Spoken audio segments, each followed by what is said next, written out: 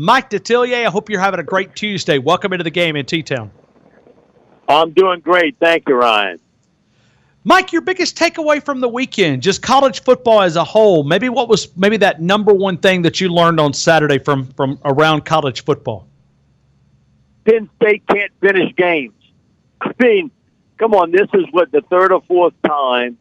It was a wet the diaper moment for James Franklin, who I think is a tremendous coach. And he's done a great job recruiting, rebuilding that Penn State football team. But, Ryan, in that critical spot, wouldn't you make sure that Nick Early is the guy that's touching the football at the end? And I don't get it. They had that game wrapped up, and, again, play calling at the end just completely unraveled for Penn State up against Ohio State. And it's just not every once in a while. Man, that's a heavy trend. And that, to me, was the big story of this weekend, to see Penn State with all that excitement, everything ready for that game, and you had it, and then basically wet the diaper at the end of the game. Mike, how big is the gap, the way that you look at college football, the way that you evaluate talent between Alabama and Georgia, Ohio State, Clemson? Or do you even think there's a gap there? I'm not trying to persuade you one way or the other. Just the way that you look at it when we talk about those top four teams in college football. I think Alabama sits on top of the mountain. The gap is close between Ohio State and Georgia. And I think right now Clemson, because of what's happened at the quarterback position, Ryan, you got to put them in a 4th spot. They just, that's a mess right now for them. They were very fortunate to pull out that W this weekend. But right now, I think it's clear-cut. The 3 top teams in college football, with Alabama sitting on top of the mountain. I think Ohio State and Georgia, I think, is real close. And I tell you, the team to watch is Oklahoma. Now, they got some firepower. How well they can play defense, I think, is the big question mark for me when they'll go up against those type teams. But, man, can they score points? Because they're sort of built almost like an NFL team. And I really think the eventual stop very soon for their head coach will also be in the NFL. But the Sooners are the team to watch because of just almost Madden football in real life when you watch the Sooners play, despite Rodney Anderson not being in the lineup, hurt for the year. So, to me, I'd have to put them in the 4th spot instead of what Clemson is because of how well they can score. Now, Mike, if we talk to the players here in Tuscaloosa, they're going to say the right thing. Coach Saban's going to say the right thing. But fans, they have already took a snooze fest for the month of October with Arkansas this week, Missouri next week, and then Tennessee the week after, and then that bye week, and then traveling to Baton Rouge. Do you think it will be a snooze fest for Alabama the next 3 weeks? Yeah, the one team that could give you some issues, and, and they've been hot and cold, has been Missouri because of Drew Lock. Listen, he's a gunslinger. He's an NFL player. I think he's got a shot to be a top 10 or 12 pick in the draft because of the, everybody's looking for that young gun quarterback, and he's got the skill set. His receivers have not helped him much, but I think that would be the only contest in the bunch here, and only because of Locke in his quarterbacking skills. I think this is all set up for that run for when they play LSU in Baton Rouge. Mike, when you look at Alabama, you think about not getting challenged. I mean, we're literally counting down the days until we go to Baton Rouge. Certainly Auburn will be a challenge, but other than that, they may not be challenged. If you were a coaching staff, certainly you want teams to challenge your football team to find out where they're weak and where they need to get better. I mean, it's. I guess we talked about it yesterday. It was kind of boring to watch Alabama beat some of these teams the way that they are. I mean, I know that's a first world problem, but as far as a coaching staff, they're probably getting a better test Tuesday, Wednesday, Thursday than they are on Saturday afternoon. Yeah, there's no question about that, Ryan. But you know what? In comparison, would you want to play that schedule week in, week out with having to go up against a Florida, Georgia, Mississippi State, Alabama, like what LSU has to do? So, O's got it flipped, so to speak, this year. Now, the schedule next year is totally different for LSU, but this year to follow that, just because of the physicality of the game, that's where I think it takes its toll on you. And, something he told me as soon as he took the job at LSU, he said, man, Alabama's the blueprint of what we need to do to be a champ. And he said, that's only one Nick Saban. But how well they win in the trenches, offensive, defensive lines, he said, that's what I want to do here at LSU. He said, I think it's fallen off here. We don't have the talent or the depth that what Alabama has. And it's funny how just sort of replenish. And, Alabama's losing people every year. They lose people early to the draft, whatever. And we knew going in about Raekwon Davis and certainly when you look at Isaiah Buggs. But the development of the young players on that Alabama team, if you look at it, Quinnen Williams up front, Patrick Surtain, who we talked about, he was the best high school cornerback I've ever seen in my 25 years doing it on the collegiate level. He's the best. And then you see the development of Deontay Thompson at free safety. Man, you talk about talent, but also it's developing that talent. And that's what you knew they had firepower on offense. Tua is everything we thought he'd be. But it's how quickly that they were able to reload the gun on the defensive side of the football, Ryan. I think if you put everybody on the lie detector machine, that's where it coming around so quickly has been amazing to people across the college football world. It shouldn't be because we see it so often from Nick and his staff, but it's remarkable of how well they can recruit and then take that talent and develop it. It's amazing. I've never seen anything like it in my time frame of covering college football. Nothing even close.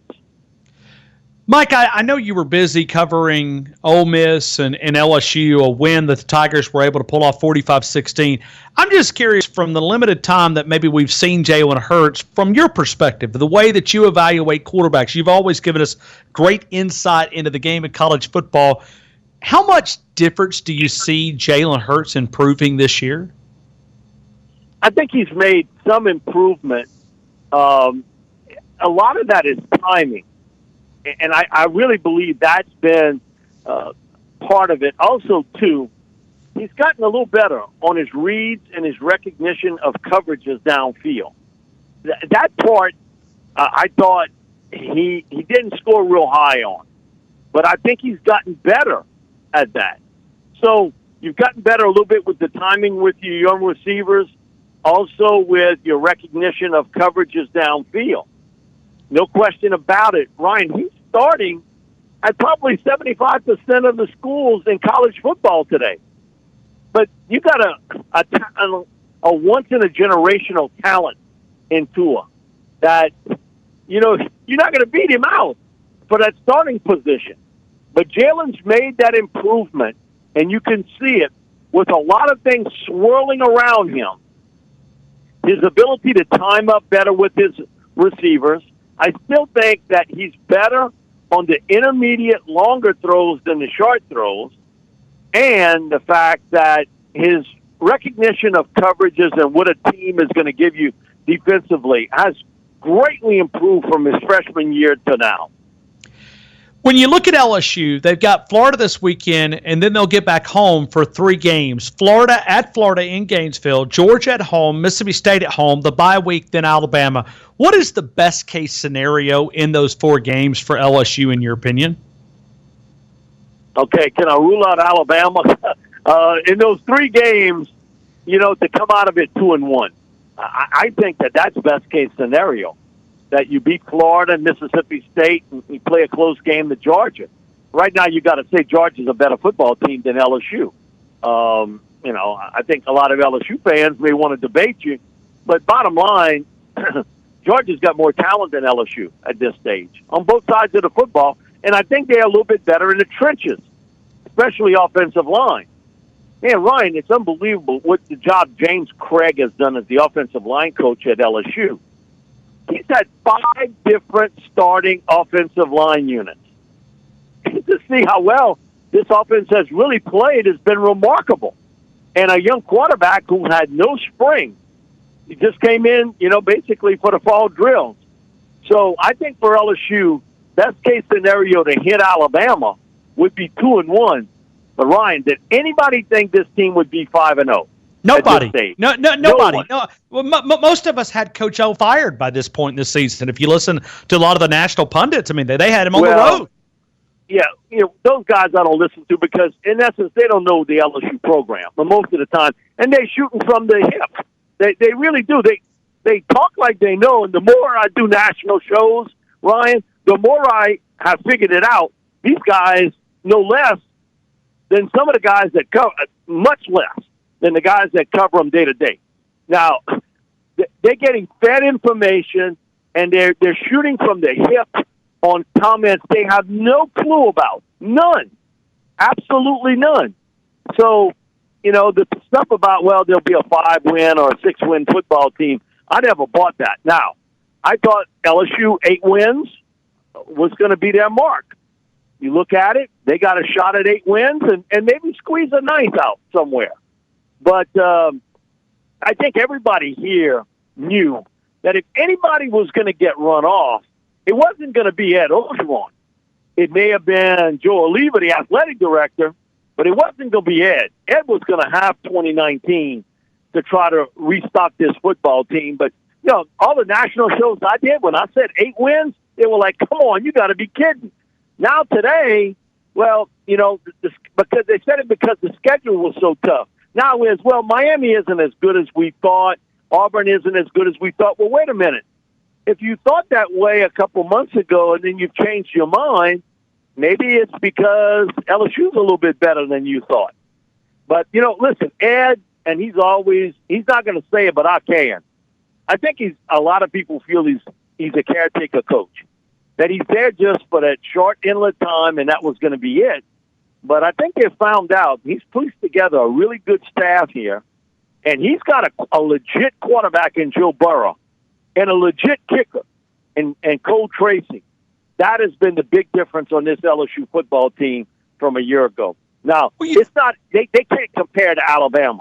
They're not going to win that battle in the trenches against Alabama. They're not going to get healthy enough to do it, especially up front along their offensive lines.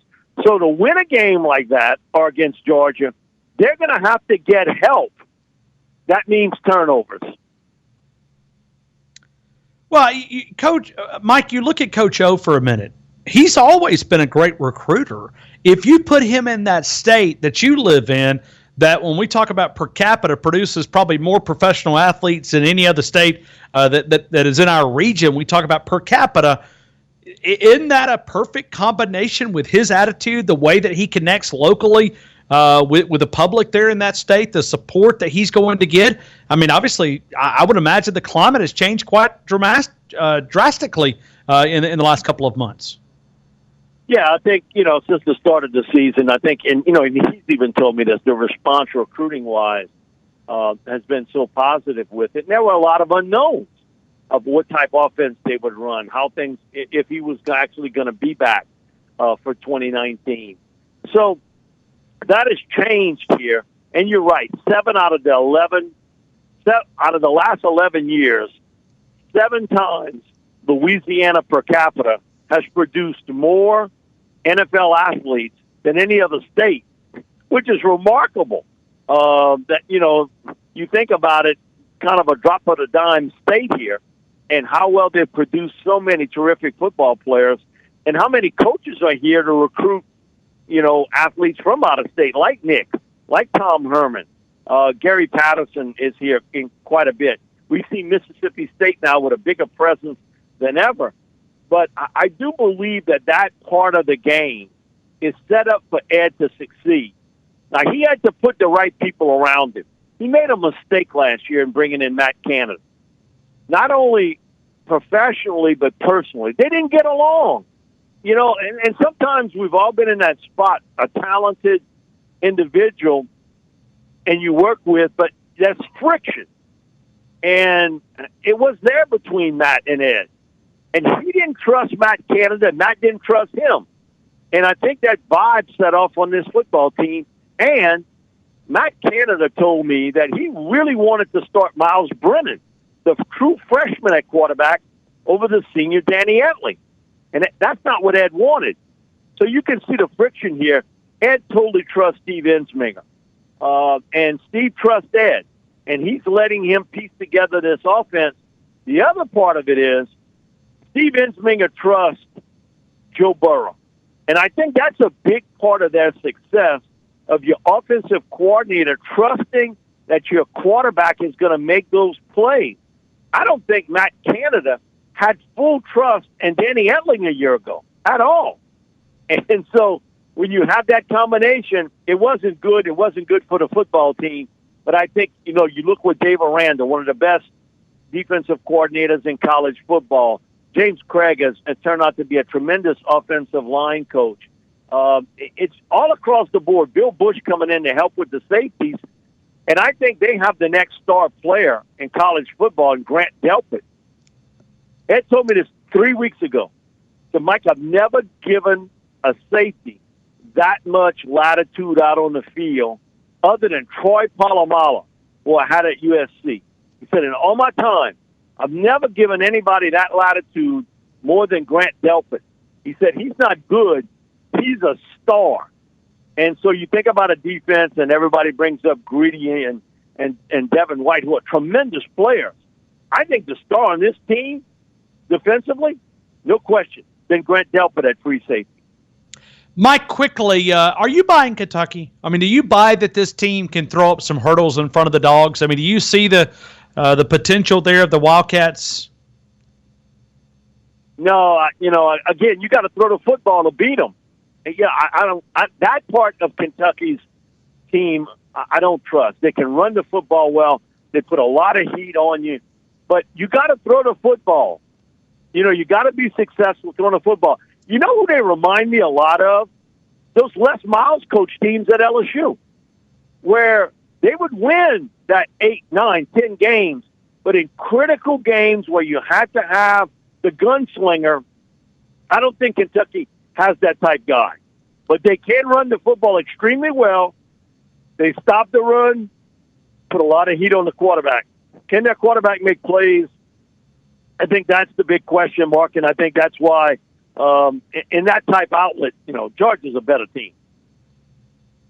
Mike Detillier, WWL 870 out of New Orleans. Mike, as always, we're thankful that you're part of our show, and we appreciate the opportunity. Have an amazing week. Thank you, sir. Thank you, Ryan. Appreciate it, buddy.